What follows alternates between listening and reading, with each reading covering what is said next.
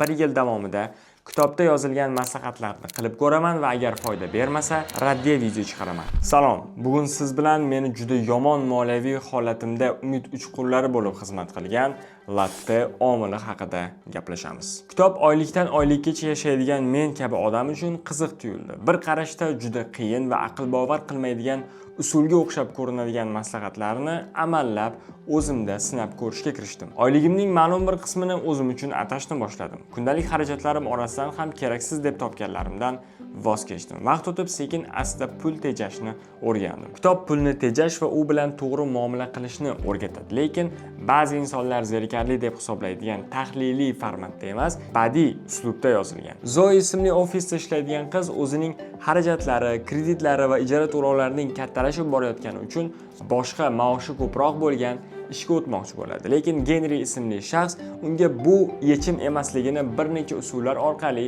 isbotlab beradi. Kitobdagi barcha tavsiyalarni ham bizning sharoitda qilib bo'lmasligi mumkin, lekin bemalol hayotimizga ko'chirsak va foyda olsak bo'ladiganlari yetarlicha. Shuning uchun ham bir yil davomida kitobda yozilgan maslahatlarni qilib ko'raman va agar foyda bermasa, raddiya video chiqaraman. Siz esa meni kutmasdan latte omilini o'qishni boshlang. Chunki katta ehtimolda o'sha raddiya videosi chiqmaydi.